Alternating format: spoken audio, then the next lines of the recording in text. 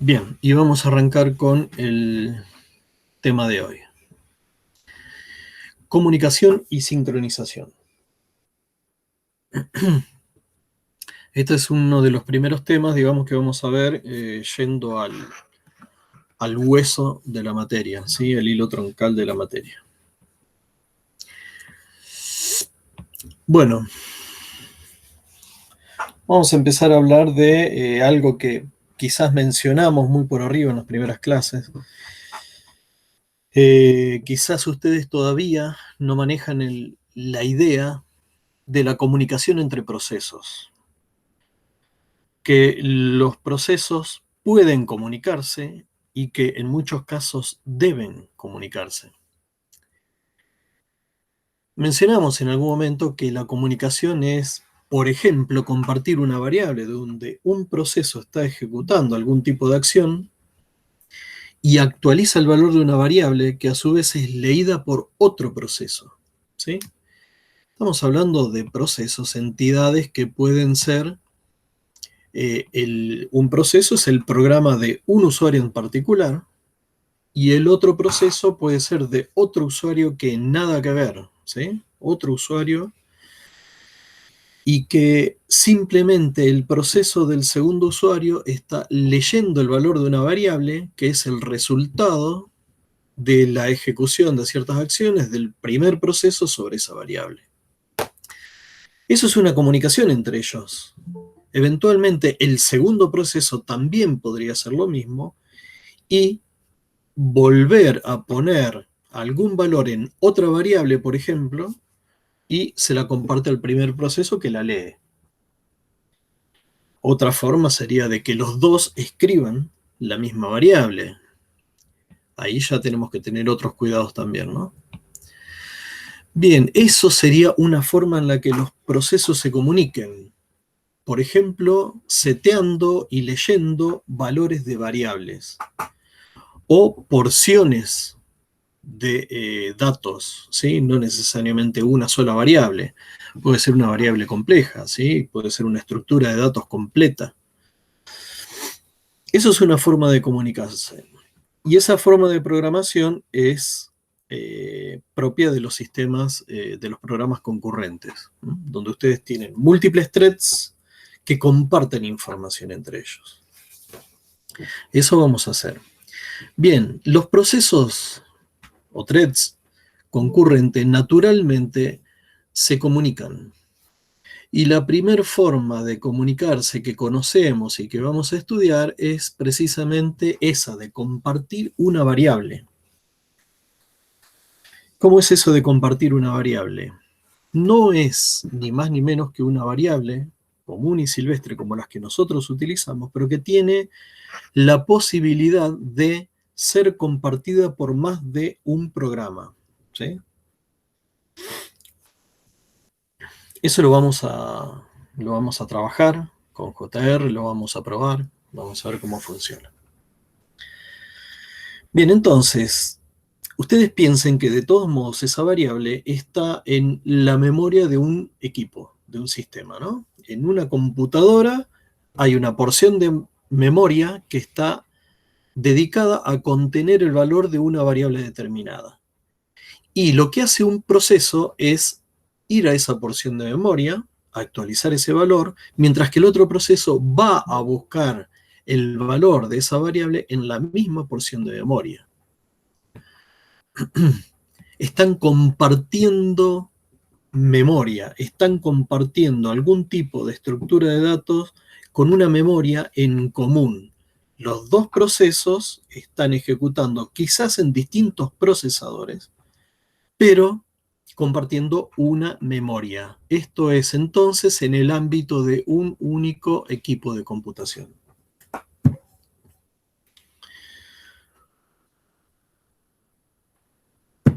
Bien. Los procesos entonces de este modo se pueden comunicar fácilmente, compartiendo una variable. En la forma más simple, pero que también nos trae muchos problemas, ¿no? Ya los vamos a ver. Y hay otra forma en la que los procesos se puedan comunicar, y es mediante el uso de mensajes, pasaje de mensajes. Para ello, un proceso envía un mensaje a otro proceso que no es ni más ni menos que algún streaming de datos, es decir, un string puede ser, digamos, pasar una estructura de datos a través de algún tipo de canal de comunicación o por la misma memoria compartida a través de canales, es decir, un proceso envía un mensaje a otro por medio del uso de canales de comunicación. ¿Sí? Entonces, esta es otra forma muy utilizada y la vamos a ver también en esta materia. ¿Qué pasa? En este caso, en el caso de los mensajes, los procesos no necesariamente tienen que estar compartiendo la misma memoria. Es decir, los procesos pueden estar residiendo en dos equipos distintos, en dos computadoras distintas. ¿Qué quiere decir en definitiva esto? Que el pasaje de mensajes a través de canales es la posibilidad de, entonces, de que dos procesos se puedan comunicar en un sistema distribuido, ¿sí? Si yo tengo un proceso en una computadora con su memoria y sus procesadores, y del otro lado tengo otro proceso corriendo en una computadora con su memoria y otros procesadores, conectados por una red de alambre, es decir, de cableada, inalámbrica o como quieran, no importa, esos procesos se pueden entonces igualmente comunicar con el pasaje de mensajes, que no requiere un ambiente de memoria compartida, ¿sí? No están compartiendo una variable en una porción fija de memoria de una computadora. Estamos hablando de que un proceso emite un mensaje que viaja por un canal de comunicaciones establecido a través de un medio físico, la red, y ese mensaje llega de algún modo al otro proceso destinatario de ese mensaje, que lo recibe, lo decodifica, lo interpreta y hace lo que tiene que hacer. Entonces, formas de comunicación básicas entre procesos tenemos por variables compartidas y por mensajes, pasaje de mensajes, establecimiento de canales. La primera opción es mucho más simple, es más rápida, es más eficiente, digamos, porque estamos en una misma computadora y porque el acceso a la memoria principal es mucho más rápido que hacer todo ese lío que les comenté de armar un mensaje, empaquetarlo, que pase por todas las capas de red, viaje por un medio físico que vayamos a saber cuán rápido puede llegar a ser, vuelva a pasar por todas las capas de red de la infraestructura de red de la otra computadora, le sea entregado al proceso destinatario, el proceso destinatario lo tiene que leer, lo tiene que decodificar, desempaquetar e interpretar y quedarse con los datos. Todo eso demora, ¿sí? Está bien, estamos hablando de que no son demoras infinitas, pero es mucho más caro en tiempo que compartir una simple variable en memoria principal. Entonces, las dos formas de comunicación son variables compartidas y mensajes. La primera, obviamente, en un ambiente de memoria compartida, es decir, en una misma computadora. Y el segundo método es pasaje de mensajes. Ojo, el pasaje de mensajes sirve para cualquier tipo de sistema, para una única computadora con memoria compartida o también para los sistemas distribuidos. No es que los mensajes únicamente funcionen en sistemas distribuidos, no. Funcionan tanto en sistemas de memoria compartida como en sistemas distribuidos.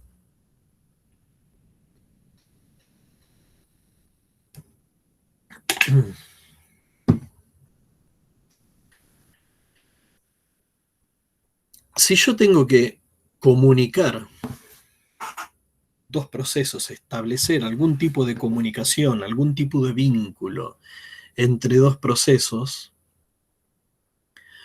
voy a necesitar sincronizarlos. En realidad la flechita está hecha en un sentido, pero debería ser de los dos modos. Si yo tengo que sincronizar procesos, es porque esos procesos se están comunicando entre sí, están compartiendo algo, están intentando hacer algo en conjunto, son procesos cooperantes, por lo cual están trabajando para un fin determinado, ¿sí? En común. Entonces, necesito sincronizar, establecer tiempos, es decir, lo que pasaba con los cocineros, ¿no? Eso, necesito que se sincronicen en muchos o en un punto y de una u otra forma. Entonces, si los procesos tienen que comunicarse, yo voy a tener que hacer que se sincronicen, seguramente. Y la sincronización, que es clave para nosotros, es básicamente restringir las posibles historias de un programa concurrente solo a aquellas que son deseables. Vamos a volver sobre este concepto a medida que avancemos en la unidad. Porque, ¿qué son las historias, no? Ya vamos a ver la definición de eso. Yo lo que quiero que sepan es que, en principio, para sincronizar procesos concurrentes hay dos formas básicas de hacerlo. Primero, por exclusión mutua. Entonces, solo un proceso ejecuta sus sentencias críticas a la vez. Sentencias críticas son las sentencias del programa que están haciendo uso de un recurso compartido. ¿Mm? No me importa si el ambiente es distribuido o si es de memoria compartida, no importa. Si yo estoy accediendo a un recurso compartido dentro de mi programa, dentro de mi código fuente, las líneas de código que tienen que ver con el uso de ese recurso compartido es una sección crítica, ¿sí? Y las sentencias que se encuentran ahí son las sentencias críticas. Entonces, cuando yo hago exclusión mutua, yo digo, de los n procesos concurrentes que tengo, a esa sección crítica yo voy a pedir a la sección crítica que hace uso de la variable x, voy a permitir que entre solo un proceso a la vez. Eso es hacer exclusión mutua.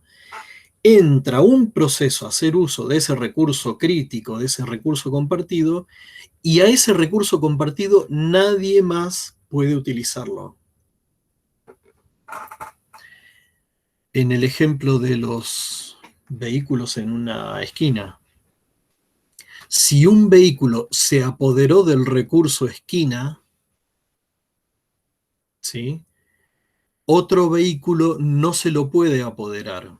Solo él. Los otros tres vehículos tienen que esperar a que ese vehículo libere el recurso para poder tomarlo, ¿sí? Solo uno puede tomar ese recurso. Cuando ese que lo tiene tomado lo libera, entonces los otros tres se pelearán a ver quién lo gana, quién es el siguiente en obtenerlo. Nuevamente, una vez que uno de esos tres restantes lo obtiene, lo toma, lo mantiene, y los demás van a tener que esperar hasta que ese segundo lo libere nuevamente, y así sucesivamente. Entonces, exclusión mutua habla de que todos los procesos que hacen uso de un recurso compartido, si llamamos la sección crítica a esa porción de código que hace uso del recurso compartido, entonces yo dejo que al recurso lo utilice solo un proceso a la vez. ¿Sí? Bien. Esa es la primera forma de sincronización que vamos a ver. Mientras que existe una segunda forma, una segunda variante de sincronizar procesos que se denomina por condición. En esta alternativa, los procesos son demorados dependiendo de que se cumpla alguna condición dada, ¿sí? Al principio puede llegar a ser confuso, pero a medida que avancemos y sobre todo cuando vean en la práctica se van a dar cuenta de cuán distinto es. Es decir, acá no se trata de proteger un recurso haciendo que se maten todos los procesos por utilizarlo y que solo uno lo tome a la vez, sino que yo voy a hacer que se coordinen esperando a que se cumplan los procesos. Voy a hacer que se coordinen haciendo que esperen a que se cumpla determinada condición. Y ahí lo que voy a poder hacer es tener un mayor control. Ahí yo podría dejar, por ejemplo, pasar a que se ejecute código crítico a más de un proceso. Y ahí establezco una diferencia con la exclusión mutua. Pero bueno, estas son las dos formas básicas que conocemos de sincronización. Exclusión mutua, solo un proceso a la vez ejecuta el código crítico. Mientras que sincronización por condición es demorar a los procesos hasta que se cumpla alguna determinada condición.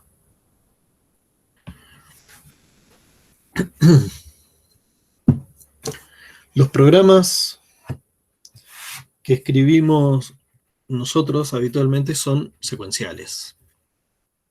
Todo lo que escribimos hasta ahora es secuencial. Y es más, es uno de los principios básicos de la programación, ¿no? La secuencialidad en las instrucciones que escribimos.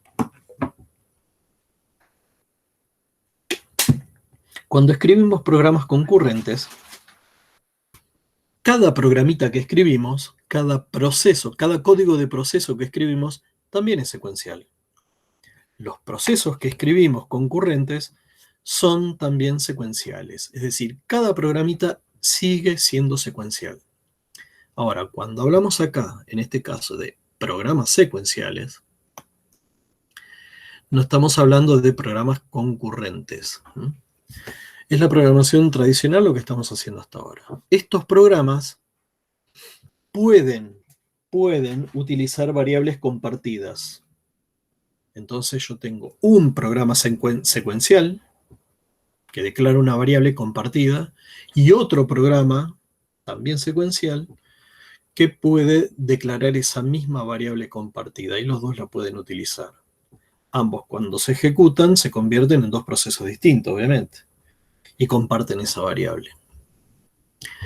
Pueden usar variables compartidas. Ahora, cuando yo programo concurrentemente, los programas que escribo deben utilizar variables compartidas o bien deben utilizar el pasaje de mensajes. Esto es una consecuencia, digamos, de la programación concurrente. Si estoy haciendo programación concurrente es porque necesito que los procesos o los threads se sincronicen, se comuniquen entre sí. ¿Y cómo se van a comunicar? Bueno, haciendo uso de variables compartidas o haciendo uso de pasaje de mensajes, que son las dos formas de comunicación que vimos recién. Algunas definiciones. Toda esta parte es preparar el terreno para ver los problemas con los que nos vamos a encontrar. Una de las últimas cosas que vamos a ver en esta parte de esta unidad es precisamente un ejemplo de una situación que merece la pena sincronizar. Para llegar a comprender todo eso hace falta, reitero, todo lo que ya hablamos de lo que hace falta, tener la noción de proceso, de interrupciones y demás, y además algunos conceptos que son estos que estamos viendo ahora. Ustedes en programación habrán hablado de estado de un programa. El estado de un programa, no de un programa concurrente, el estado de un programa, ¿recuerdan lo que era? ¿O cómo se definía?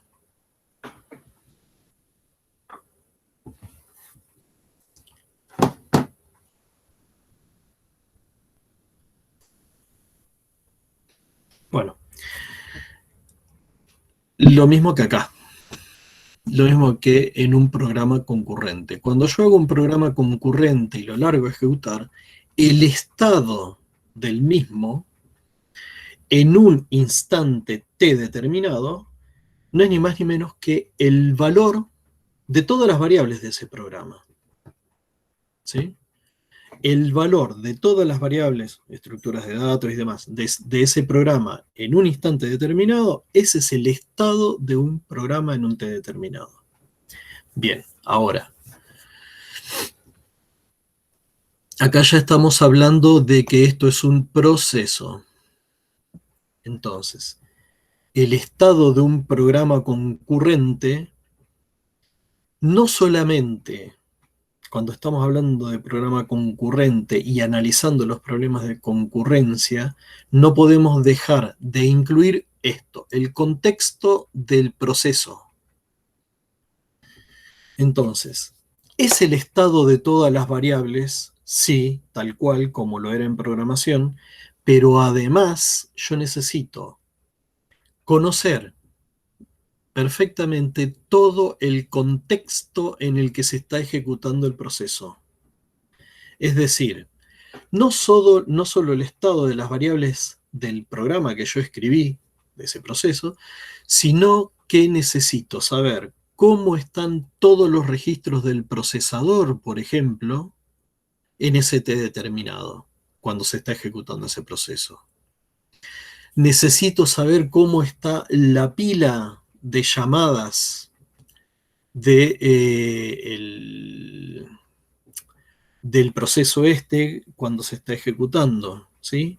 Necesito tener toda esa información, no solo las variables que declaré yo, programador, sino además, a medida que se ejecuta, toda la información que concierne al proceso, ¿sí?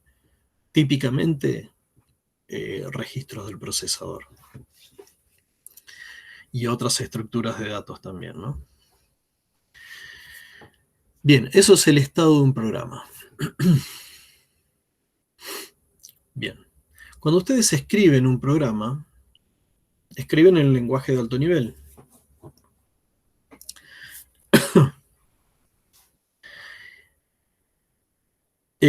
Y cuando se ejecuta ese programa, se ejecutan esas acciones, esas sentencias, pero no se ejecuta en el procesador exactamente la instrucción que ustedes escribieron, sino que todo eso es traducido.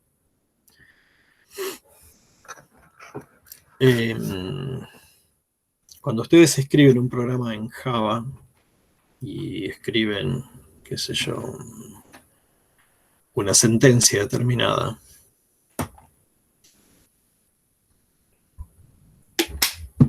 supongamos, no sé, un read, algo, no sé, ejecutar una función que sea read, llamado un método que sea read.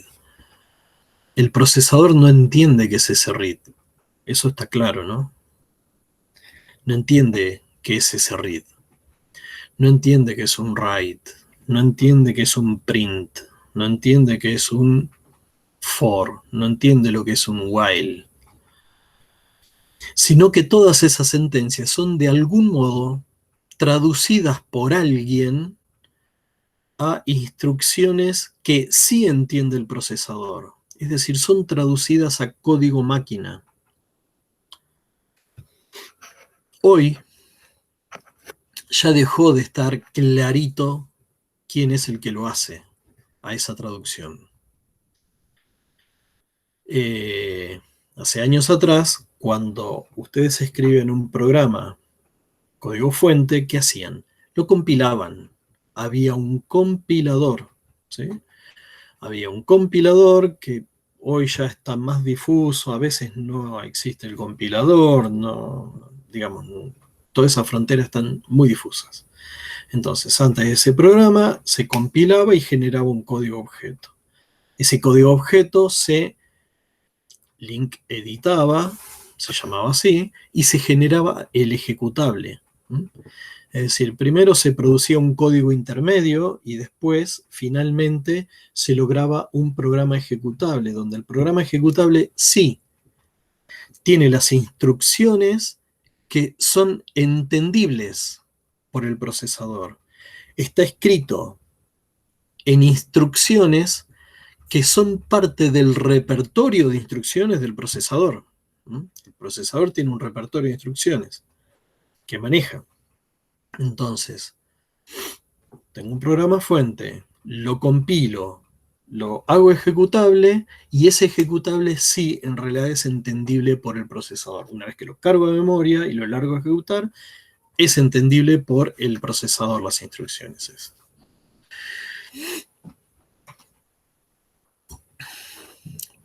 Y entonces en ese mecanismo de traducción de sentencias en un lenguaje de alto nivel a instrucciones de código máquina o instrucciones de bajo nivel, en ese mecanismo de traducción, una sentencia de alto nivel puede terminar siendo una, dos, tres o cuatro o más instrucciones de bajo nivel, instrucciones de procesador, instrucciones atómicas. ¿Sí? Entonces, a alto nivel yo escribo programas en lenguajes de alto nivel. Tengo instrucciones en lenguaje de alto nivel. Cuando aplico el mecanismo de traducción, compilación y ejecutable, me quedo con entonces instrucciones del repertorio de procesador. Pero una instrucción de alto nivel puede terminar siendo, cuando termino de compilar y de generar ejecutable, 3, 4 acciones atómicas, 3 o 4 instrucciones del procesador. Está claro eso, ¿no? Sí, profe.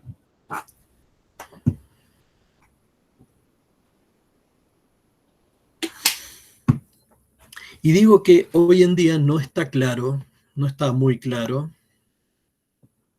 las fronteras en ese pasaje de código de alto nivel a código de bajo nivel.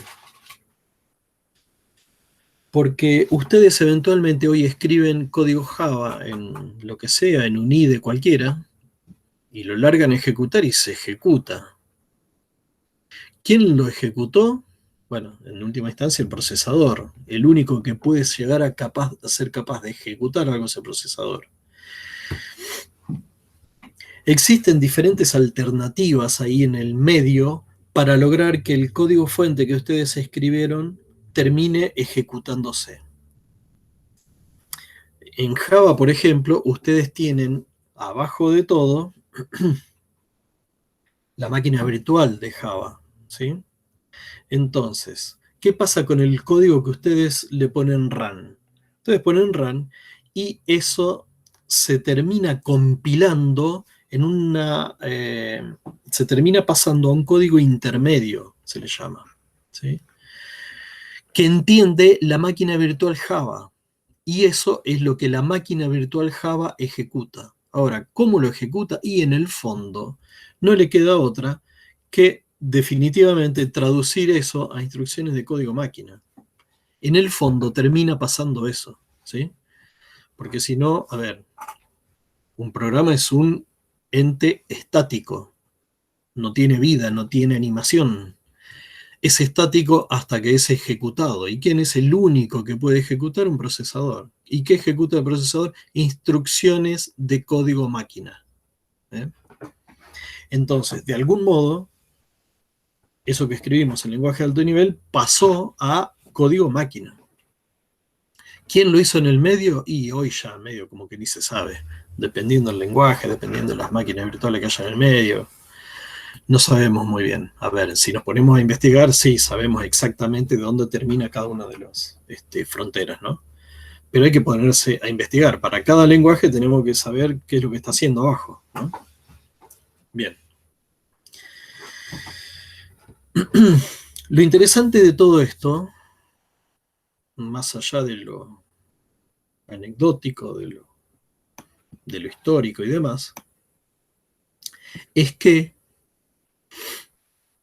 si ustedes refrescan también el concepto de ejecución de instrucciones por parte del procesador, aquel ciclo básico de ejecución de instrucciones, o ciclo fundamental de ejecución de instrucciones del procesador, si alguno lo recuerda, que lo hayan visto en elementos de informática y lo tuvieron que haber visto sí o recontra sí en arquitectura, ese ciclo básico donde el procesador, basado en el registro de próxima instrucción, se trae la próxima instrucción que tiene que ejecutar. ¿De dónde? De la memoria principal. En un registro del procesador está cargada la dirección de memoria a la que tiene que ir a buscar la próxima dirección. La próxima instrucción, perdón. Entonces, va a esa dirección que dice el registro, se trae el contenido y esa es la instrucción que tiene que ejecutar. Lo trae y la ejecuta. Esa instrucción que se trajo es instrucción código máquina, que el procesador entiende y la ejecutó. Una vez que termina de ejecutar esa instrucción atómica, ¿qué hace el procesador? A ver quién me dice qué pasa en ese momento.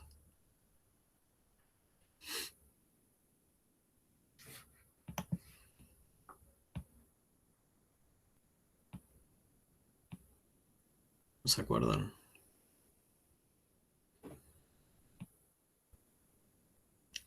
A ver si lo encuentro en un libro de sistemas operativos. El diagramita. Acá no tengo lector de libro.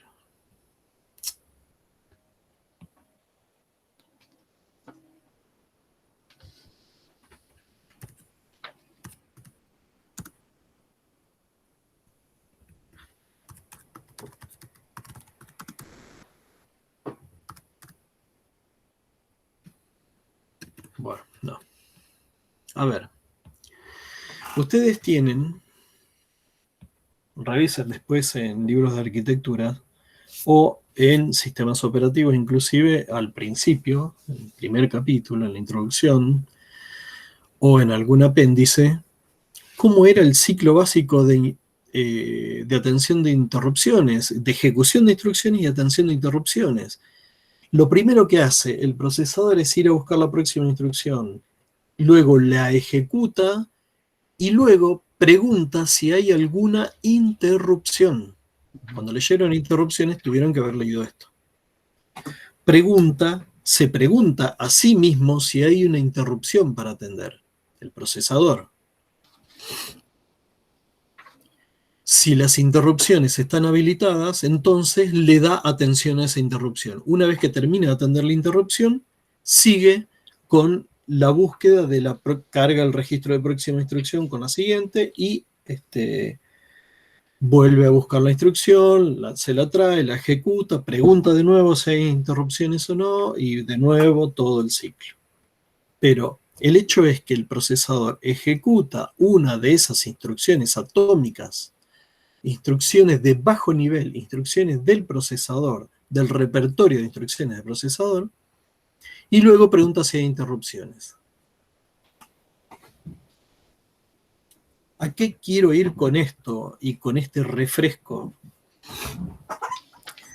A que la instrucción de bajo nivel, la instrucción del procesador, se ejecuta completa. Una vez que empieza a ejecutarse, se termina de ejecutar.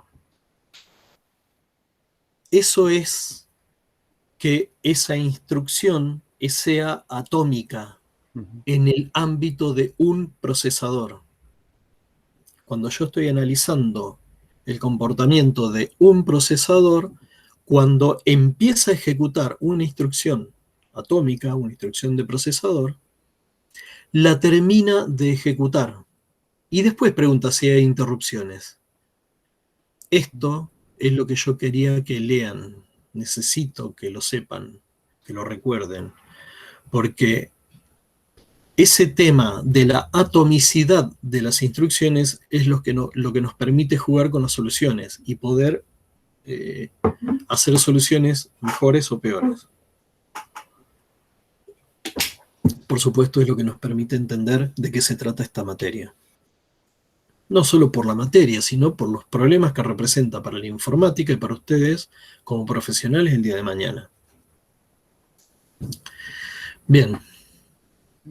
Entonces, recuerden, esa instrucción del procesador que se ejecuta en el procesador, una vez que empieza a ejecutarse, se termina de ejecutar. Después vemos si hay una interrupción y si atiendo otra cosa.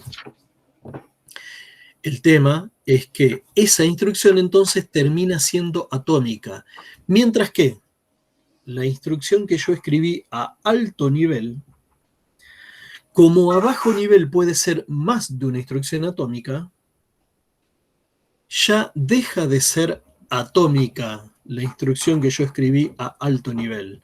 Ese read, ese write, ese for, ese while, ese lo que sea, deja de ser atómico. ¿Qué quiere decir esto? Que para ejecutar ese read, eventualmente yo tendré que ejecutar quizás unas 3 sentencias atómicas en el procesador. Y lo que sí se puede garantizar es que en el procesador cada una de esas 3 acciones atómicas de bajo nivel sí son indivisibles. Cada una de ellas es atómica, no se puede dividir más. Ahora, entre medio de cada una de ellas puede haber una interrupción y ahí sí, si se decide atender la interrupción, entonces ya mi programa sufre una interrupción y puede llegar a terminar en ejecutar otra cosa. El procesador quizás se va a ejecutar otro programa. Y ahí es donde se me arman los líos.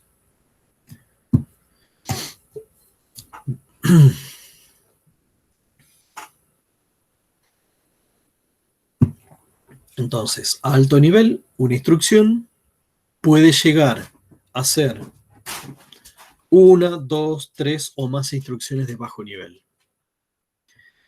Cada instrucción de bajo nivel es una acción atómica. Fenómeno. Y esas son indivisibles en el ámbito de un procesador. Ahora, la instrucción de alto nivel no es atómica. Eso grábenselo en la cabeza, ¿sí? No es atómica una instrucción de alto nivel. En el medio de esa instrucción, cuando yo digo read de una variable, y ya tengo que saber cuando escribo programas concurrentes que cuando yo hago read, quizás en el medio de ese read de la variable, que es una instrucción para mi programador en el lenguaje de alto nivel, quizás en el medio se me metió un pedazo de otro programa a ejecutar algunas instrucciones en el medio. En el medio de esa solita instrucción. Esos son los grandes problemas que tenemos.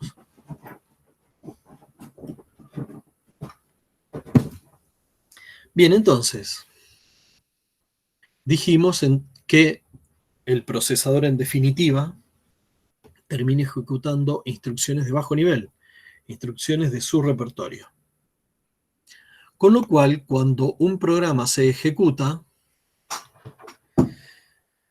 a la larga y allá abajo, a bajo nivel, termina ejecutando instrucciones de procesador, ¿sí? Con lo cual, si yo analizo y pudiera llevar toda la historia de la ejecución de instrucciones o un log de todas las instrucciones que el procesador fue ejecutando, de las instrucciones de bajo nivel que el procesador fue ejecutando, podría tener una cosa así como esto. La sentencia 0 de mi programa fue una acción atómica determinada, luego ejecuté la sentencia 1, fue otra acción atómica, y todas instrucciones atómicas, hasta que llego a la enésima y eventualmente última instrucción de ese programa. Esa fue una traza, si quieren, a lo largo de la ejecución de mi programa, toda una traza, todo un log de las instrucciones que se fueron ejecutando. Instrucciones atómicas. Instrucciones atómicas en el ámbito de un procesador. Bien. Entonces, hablamos de estado de un programa concurrente, hablamos de acciones atómicas, dijimos lo que es una historia, ¿sí? Es la traza a nivel de instrucciones atómicas de un programa, de la ejecución de un programa. Y las propiedades. Las propiedades, esto lo habrán visto en programación, simplemente lo mencionamos porque por ahí se lo van a encontrar en los libros también. Entonces, una propiedad de un programa es un atributo que es verdadero para cualquier historia probable de ese programa, ¿sí? Si yo ejecuto un programa una vez, arrojará una historia. Si al mismo programa lo vuelvo a ejecutar otra vez, probablemente su historia sea distinta. Y si lo ejecuto otra vez, probablemente sea distinta a las dos anteriores, ¿sí? Entonces, esa historia puede, digamos, un programa a lo largo de su ejecución, ejecutado muchas veces, puede ejecutar muchas historias distintas. Entonces, una propiedad de un programa es un atributo que es verdadero para cada posible historia del mismo. Y se dividen en dos, en propiedades de seguridad y vida. Después vamos a mencionar algún ejemplo de esas. Bien, algunas definiciones y ahora vamos a ver otra definición, un concepto importante, que tiene que ver con la paralelización.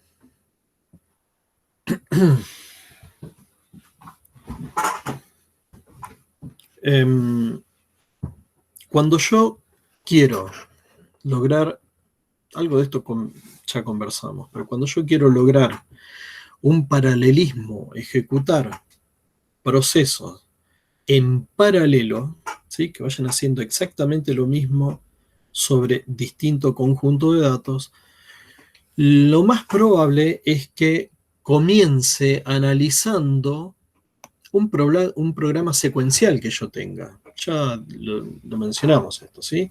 Un programa que hace un cálculo sobre un par de matrices, luego tenía la siguiente parte hacía el mismo cálculo sobre otras dos matrices en forma secuencial, ¿sí? Entonces, primero hice el cálculo de las primeras dos matrices. Luego, una vez que terminó, hice el cálculo de las siguientes dos. Y finalmente, opero los resultados obtenidos.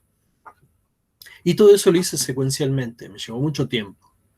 Y dijimos en ese momento que yo podría hacer, pucha, si lo que hago sobre las primeras dos matrices es lo mismo, el mismo procesamiento que hago sobre las siguientes dos matrices, entonces, ¿por qué no los paralelizo? Hago que dos procesos independientes, a priori, hagan exactamente el mismo trabajo en paralelo. Y si el sistema operativo lo permite y si el hardware lo permite, esos procesos laburarán al mismo tiempo y entonces yo habré ganado mucho, mucho tiempo, habré hecho un programa mucho más eficiente. Entonces, esto es lo que normalmente ocurre cuando yo tengo una solución secuencial que estoy analizando y quiero ver si la puedo llegar a ser paralela. Lo que tengo que hacer es hacer un análisis y determinar si yo puedo a un programa secuencial partirlo en más de un proceso que pueda ejecutar en paralelo. Entonces, lo que tengo que identificar básicamente es si encuentro distintos conjuntos de datos que lleven un procesamiento similar. O no importa si es similar o no de última instancia. Lo que pasa es que normalmente ocurre eso, de que necesitamos hacer lo mismo sobre distintos conjuntos de datos. Entonces, si yo voy a paralelizar, si quiero un programa secuencial, hacerlo paralelo, lo que tengo que tratar de estudiar es ver la posibilidad de si puedo encontrar procesos paralelos que tengan independencia del conjunto de datos. Entonces, para determinar si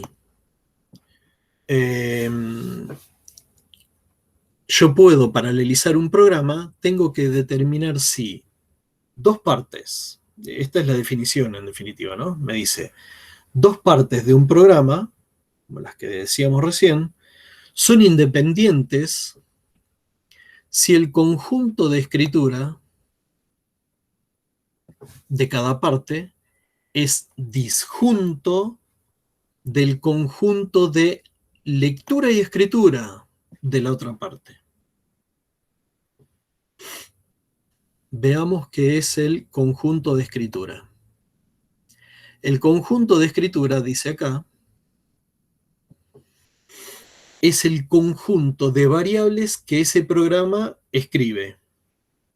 Puede leerlas también, no importa, pero sí el conjunto de variables que una parte del programa escribe es el write set, es el conjunto de escritura de esa parte del programa.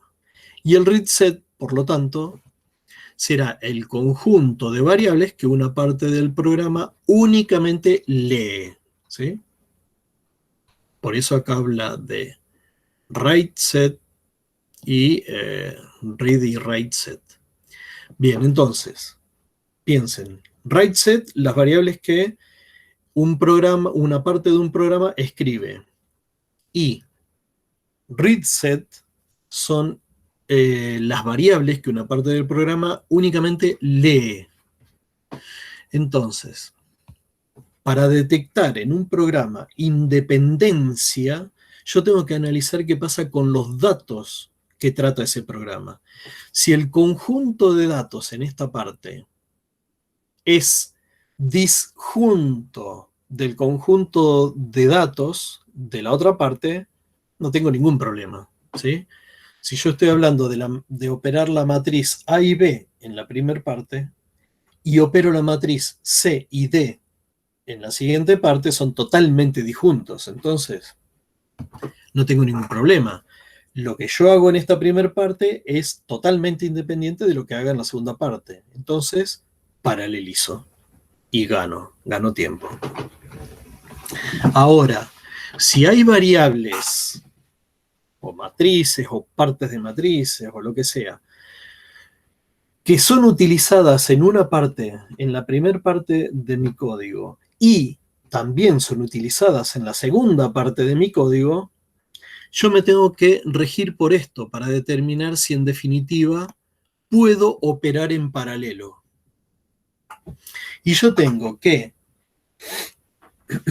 entonces, si en esta primera parte yo detecto todo el conjunto de variables de escritura de esta parte del programa y que ninguna de esas variables está en el conjunto de variables que el otro proceso lee y escribe, la otra parte del programa que lee y escribe, entonces diré que esas dos partes son independientes.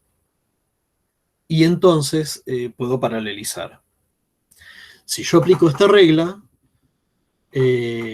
cuando hay variables que son de uso compartido, entonces sabré que de todos modos, por más que sean compartidos, son independientes.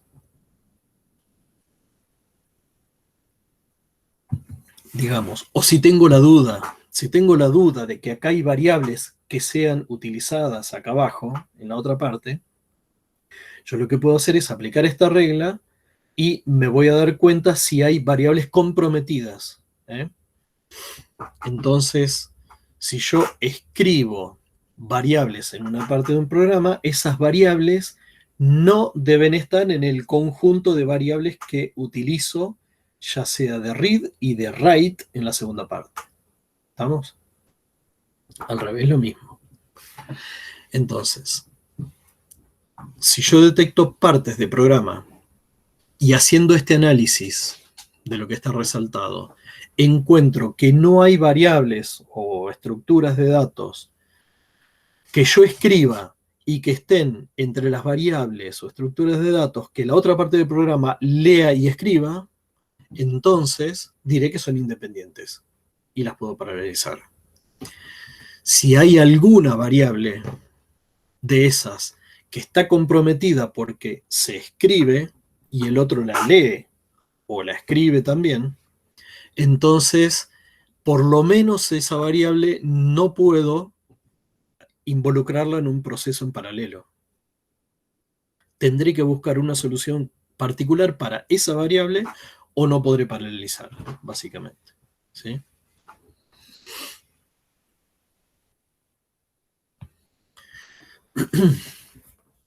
Bien. Entonces hablamos de las historias como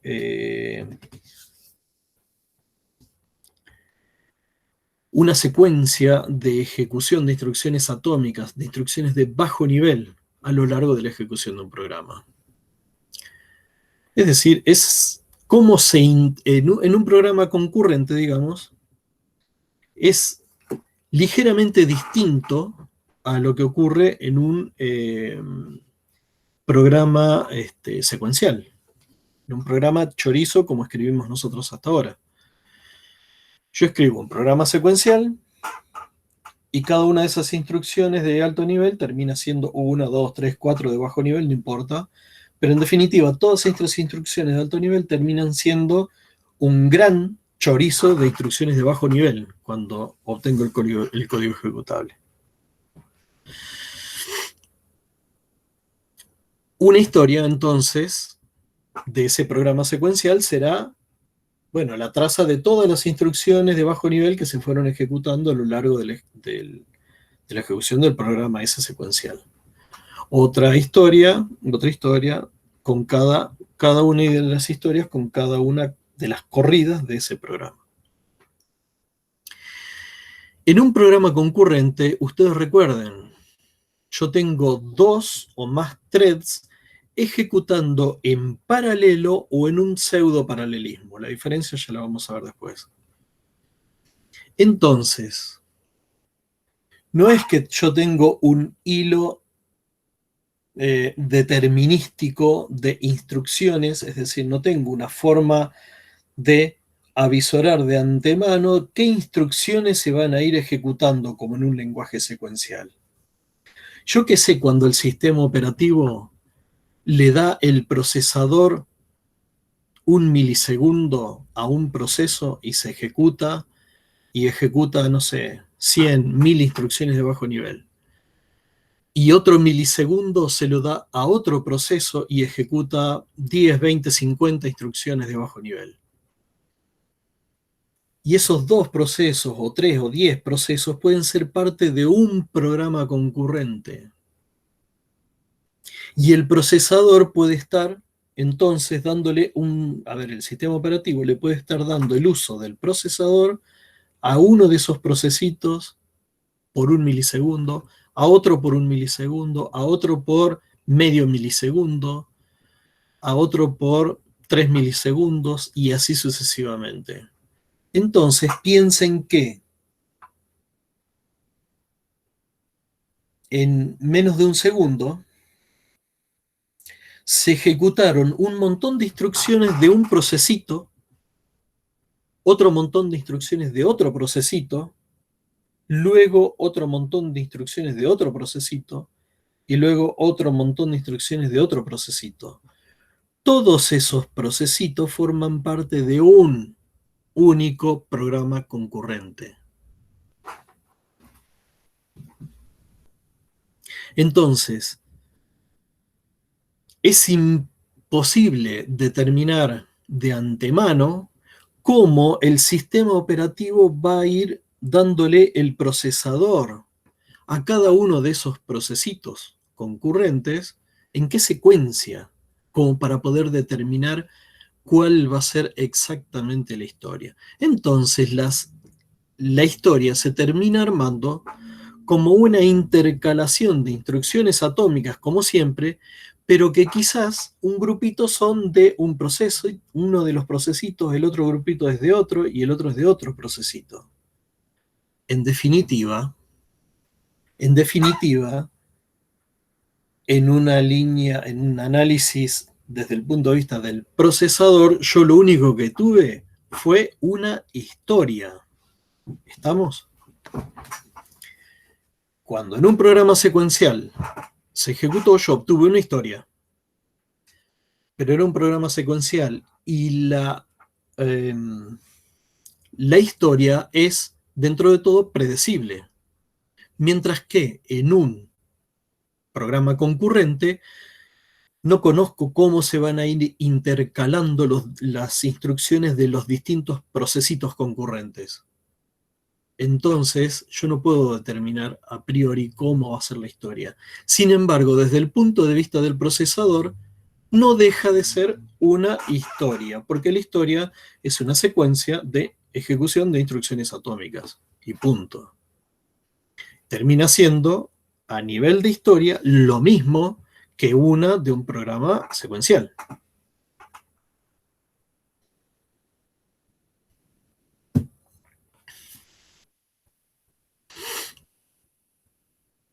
Y lo que vamos a ver en esta materia es que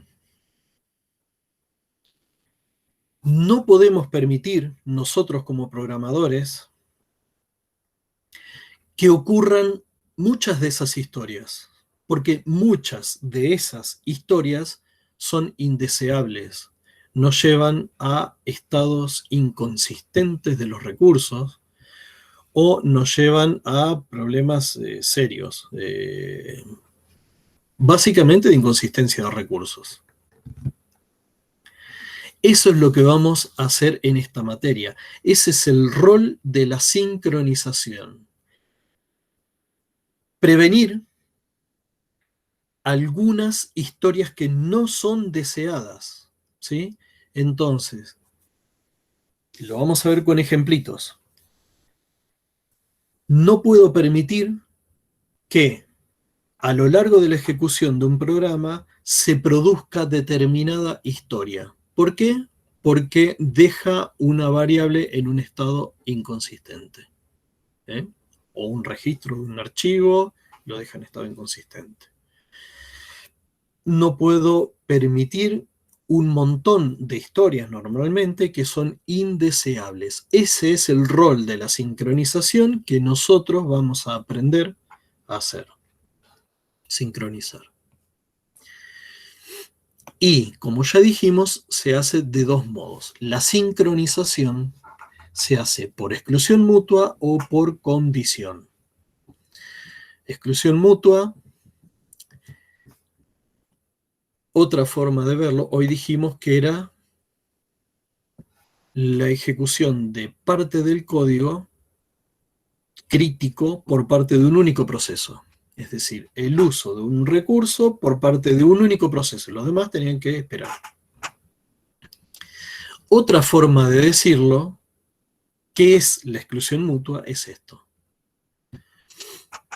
Nosotros sabemos que las acciones atómicas de grano fino llamamos a las acciones atómicas del procesador, las que realmente son atómicas, las vamos a componer en acciones atómicas de grano grueso. Esto tenganlo presente. Mientras que la sincronización por condición es lo mismo que dijimos hoy. Demoro la ejecución de un procesito hasta que se satisfaga alguna condición, se cumple alguna condición y ahí sigue ejecutando. Eso es sincronización por condición. Bien. Esto es el gran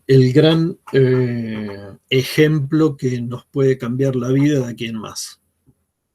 A partir de ahora, el que abrace esta idea y quiera resolver estos problemas podrá seguir aferrado a la informática o a los sistemas, y el resto podría eventualmente eh, qué sé yo, amigarse con el arte o hacer alguna otra cosa. No, broma, broma. Vean, me refiero con eso a que esto es crucial para entender el problema, lo que tenemos que resolver.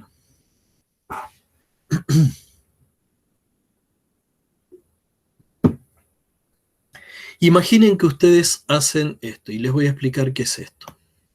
Un programa concurrente, escriben ustedes. La parte principal del código fuente es eso que yo resalté. Programa concurrente. Declara una variable compartida A mayúscula. ¿Compartida por quién?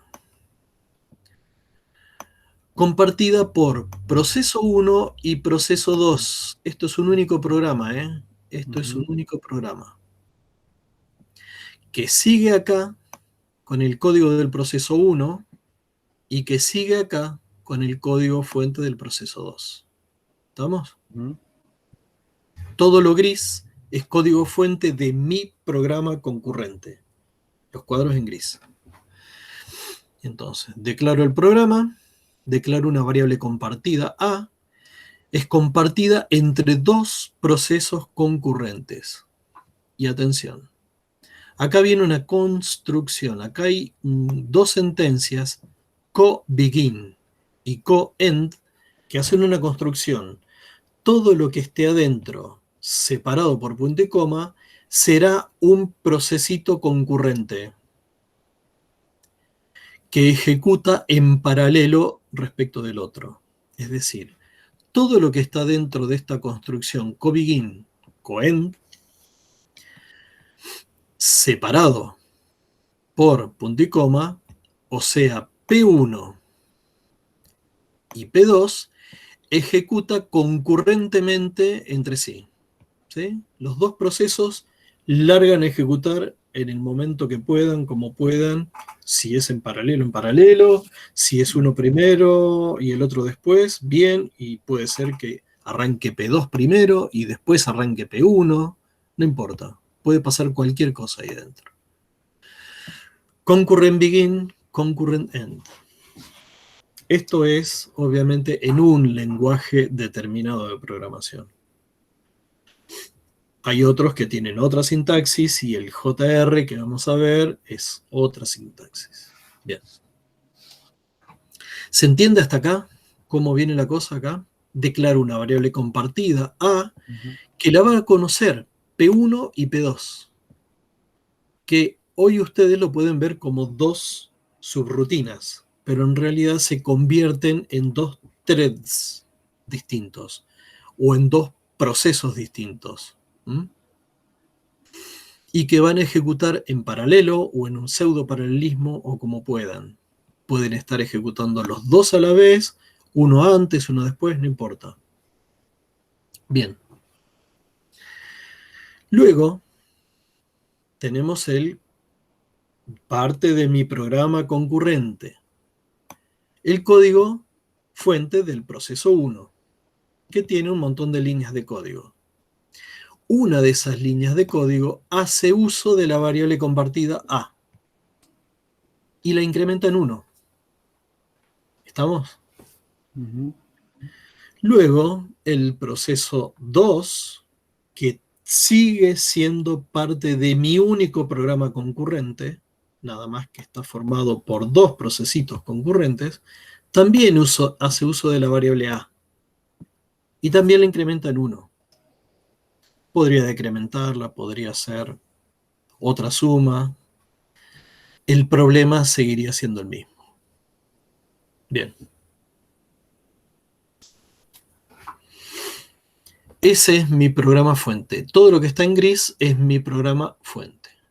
Ahora, cuando ese programa fuente se traduce a un código ejecutable, ¿qué pasa? Esa instrucción de A igual A más 1 termina siendo, a nivel de procesador, un grupo de instrucciones de bajo nivel, un grupo de instrucciones atómicas. Entonces, A igual A más 1 en un lenguaje de alto nivel termina siendo, ¿qué es esto? Load A RX. Eso es. Load es cargar, ¿sí? Cargar lo que está en la variable A al registro del procesador RX. ¿Estamos? Eso hace entonces, el procesador va a la posición de memoria apuntada por A y se trae el contenido de esa posición de memoria. Y lo pone, lo deja en un registro que se llama registro X del procesador. Esto es un lenguaje máquina, de código máquina inventado, ¿no? Pero, digamos, con un sabor más parecido o menos parecido, todos terminan haciendo más o menos lo mismo. Entonces, lo primero que hago es tomar el contenido de la variable A y dejarlo en un registro de procesador. A ese registro del procesador lo incremento en 1. Eso es una instrucción también de bajo nivel del procesador. Incremento ese registro en 1. Y finalmente lo que hago es, tomo ese registro del procesador y le hago un store en inglés, lo almaceno en la posición donde está la variable A de nuevo, ¿sí? Así es lo que ustedes conocen de, repito, de elementos o de arquitectura, o de las dos. Esto termina pasando en el procesador, siempre. Primera instrucción atómica, esa sí es atómica para el procesador. Ese load ARX es una instrucción que una vez que se empieza a ejecutar, se termina de ejecutar y nadie la interrumpe. Inc, incrementar el valor de un registro, también es atómica. Una vez que empecé a ejecutar inc, termino de ejecutarla. Y una vez que empiezo a ejecutar en el procesador ese store, también termino de ejecutarla. Es atómica, no se puede dividir, no puede ser interrumpida en el medio ninguna de estas tres. Ahora, en el medio de 1 y 2, una vez que termina de ejecutarse el load y antes de que se ejecute el inc, el procesador se fija a ver si hay interrupciones. Si hay una interrupción y decide atenderla, puede ejecutarse otro proceso. ¿Estamos? Entonces, esto que a mi vista aparece como indivisible porque es una instrucción de mi programa, cuando realmente se ejecuta en el ambiente de un procesador, ya no lo es tanto. Entre el load y el inc puede haber una interrupción y el procesador puede ir a atender otro proceso. Lo mismo ocurre entre medio del inc y el store. En el medio puede haber una interrupción y quizás, si el procesador decide atender esa interrupción, termine ejecutando otro proceso. Y adivinen qué puede pasar. Una interrupción. ¿Cómo? Una interrupción. Sí, puede pasar que esa interrupción sea atendida y se termine ejecutando el proceso 2. El 2. Y ahí sonamos. Capaz que alguno por eso, eso es lo que yo tengo que controlar. Claro, tenemos que controlar acá cosas que no deben ocurrir. Bien, ¿qué es lo que no debe ocurrir? Fíjense, si yo ejecuto esta primera instrucción, load ARX, el procesador se trajo el contenido de la variable A y la dejó guardada en el registro X. Inmediatamente después de esa instrucción de bajo nivel, ocurre una interrupción y el procesador es enviado, dirigido por el sistema operativo a atender esa interrupción. Esa interrupción puede hacer que termine ejecutando el proceso 2. Si tenemos esa mala suerte, estamos en el horno. ¿Qué pasa ahí? El sistema operativo guarda la foto del proceso 1 y va a guardar esto, este RX, lo va a guardar tal como estaba, guarda esa foto en la información del contexto del proceso 1 y el proceso 1 le dice, vos te quedás suspendido, estás esperando, te quedás bloqueado o te quedás listo, qué sé yo. Y le da el uso al proceso, el uso del procesador al proceso 2. Y el proceso 2 hace lo mismo. Cuando empieza a ejecutar el proceso 2, hace load a RX. En RX pone lo que hay en la variable A. Entonces, si en A yo tenía un valor de 0, se va a traer a RX un 0. Bien. Supongamos que el procesador sigue asignado al proceso 2 y nadie lo interrumpe y puede ejecutar esta otra instrucción al proceso 2. Incrementa en 1 ese registro. Y supongamos que sigue avanzando y también puede ejecutar este store. Graba en la memoria el valor 1 en la posición de memoria apuntada por A. Bien. ¿Qué puede pasar después? Que sigan ejecutando otros procesos que nada que ver. Pero hasta que en algún momento vuelva a ejecutarse, en algún momento le va a tocar a mi procesito 1. El procesito 1, cuando le toca ejecutarse, es porque el sistema operativo entonces lo decidió así, y lo que hace el sistema operativo es traer toda la foto esa que se había guardado del proceso 1 con el estado de todos los registros del procesador, plancha los registros en el procesador y le dice al procesador, bueno, ahora seguí ejecutando a partir de donde estabas. Con lo cual, este sigue a partir de acá. Pero ahí ya arrancamos mal.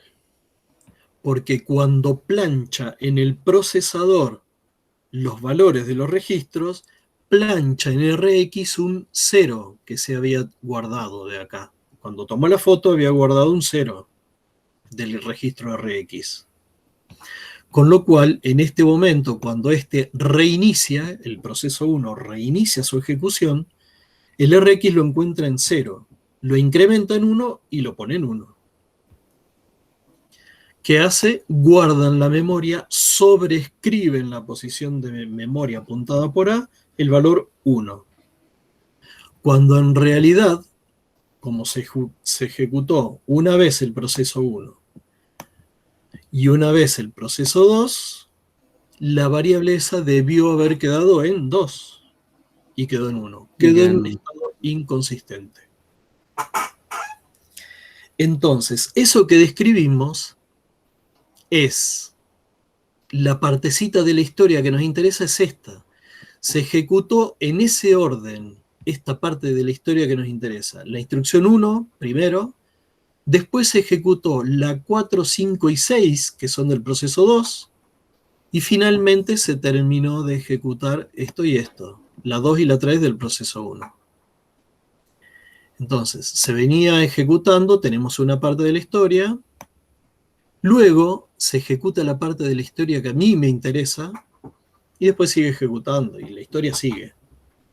Ahora, esta historia en particular que contiene esas instrucciones atómicas en esa secuencia, es no deseada.